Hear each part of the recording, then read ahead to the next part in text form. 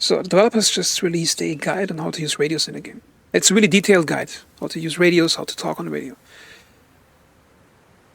However, I see it as a problem with the way they implement it in the game. Because I think this developer has a habit of first implementing something very physical and realistic, and then dragging it into some type of casual territory. I think out of an overabundance of caution to not scare away players with complexity. I think that's the wrong approach. I think for two reasons. Because I think the developers, they're leaving gameplay on the table by keeping the radio gameplay so casual. And I'll explain in a moment what that means. And the second thing is that it's a wrong assumption to assume that players are not having fun when they're confused by something. Now, what I mean by that is that if a player is confused in a video game because there's some gameplay system that obscures something to the player, and he has to work to get something out of that system, that's gameplay.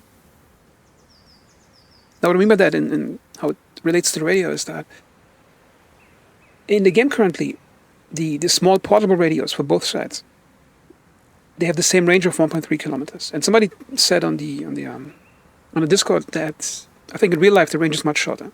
I'm not sure what the exact ranges are, but I think on the American side it's 300 to 500 meters or something on the handheld radio. And I assume the Soviet radio is either very similar or better. However, the Soviet handheld radio is 3 kilos, and the American one is 1.8 kilos, I think. So I got the American one over here. That is, I can't see it on the screen. Let's go to the Arma. Okay, the American radio is 1.3 kilos. And where's the Soviet one? 3 kilos. Oh, that's a massive break, and that's almost the same weight as an unloaded M16. And the problem is both have a range of 1.3 kilometers. And the other thing is the Manpack radios, the big backpack ones. The Soviet one is 18.5 kilos. Okay, that's not comfortable to carry. And I think the American one is, I think 9 kilos or something. I'm not sure what the real-life capabilities of those are. Now, I'm just assuming, not knowing anything about that the Soviet one somehow has a better range because it's much heavier than the American one. And the American one is about 9 kilos, so half of that. However, in-game, they're both equalized to 2 kilometers. So that's kind of weird. You get the realistic weight of the item, but you don't get the realistic performance. And I think that's the overabundance of caution the developers have by keeping everything balanced. And I think it's another problem. Developers keep radio communication. Let me explain it this way.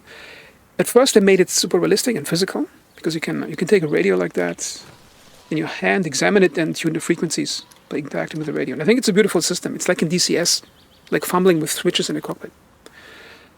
And then after that, they started treating radios, I think, like some game communication system that must be easy to access and figure out for the player to have fun.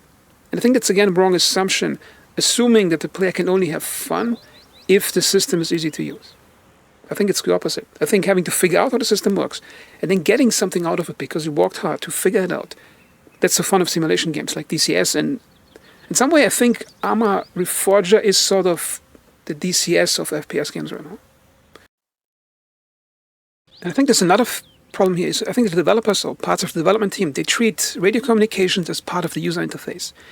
And I think there's a trend in video game development that user interface designers, they have this irrational fear of the player not getting all the information all the time plastered on the screen all the time. And I think that's a wrong assumption. I think keeping information away from the player, obscuring it, then having the player work to interpret the information he has and figure out what it means, that's I think, really fun gameplay. So what I mean by that is, for example, the first thing here is, currently, if you want to use a radio, the game has these UI hotkeys. So you can press G, then change the radio frequencies on both of your channels on the radio you're carrying. Now, it's a beautiful interface. The problem is it shouldn't exist. You should have to physically whip out the radio, look at it, and tune it. For the same way you have to interact with your weapon to do special things with it, like detaching your flash hider, for example. Because the game shouldn't treat radios as some type of user interface that must at all times help the player. Let it be a realistic thing that the player has to work to get the most out of it. So that's the first thing. And Now, the next problem is that the radio ranges. The small handheld radios, I think they have too much range with 1.3 kilometers. And the large radios have a range of 2 kilometers. They're both equalized. Now, let's paint a scenario how the game would play out if radio ranges were realistic. Now, I'm assuming that the American handheld radio has a range of 300 to 500 meters. Okay? Let's assume you're coordinating attack on Morton here. And the defenders are not aware you're here. So you really carefully sneaked up in this area. You have another squad at the far tip of the peninsula. And you have a friendly team at the ridge at the other end of the town. And let's assume it's early in the morning. Let's say you want to coordinate the attack. Now you can do some really beautiful things in this game. Like, for example, you can take out your flashlight.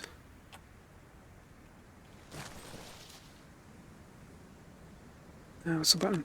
And use this as a light signal. And players will be able to see it from quite a distance. I think I had a situation in the game where I was flying a helicopter, and the player signaled to me from a tree line where to land, and it was like close to an enemy town.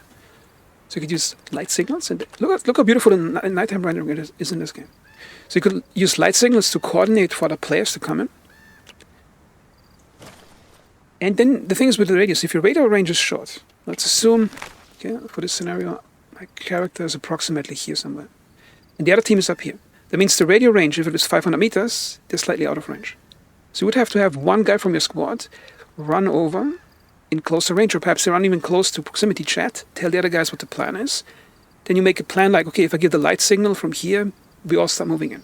You can do the same with the other guys over here. Or you could get a guy who gets a manpack radio, and it's positioned on the hill with a commander with a binocular, and he coordinates with another guy with the manpack radio that's over here to stretch out the range so players can communicate in the wrong range. The point here is you have various ways to play the game to get the most of your radio. But for that to happen, the game needs to allow players to actually get obscured and lost by it. And then there's the other problem is that even if the radios would be realistic now, there's another gameplay system that I think that the developers added to the game out of that overabundance of concern for players getting confused, which is squad markers. So if you play Conflict, you don't see your own position, which is a beautiful thing, so you have to use the compass. The problem is you can see other players or other squad leaders on your side always, which means you always know where everybody is approximately. And if that were removed too, then you would actually have to rely on radios to coordinate if that thing in the tree line over there, if that's a friendly or not.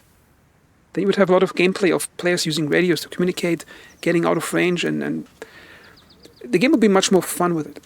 And then the last thing would be that currently there's a hugely overpowered feature of radios and command tracks, which is you deploy a large radio, you can spawn from it.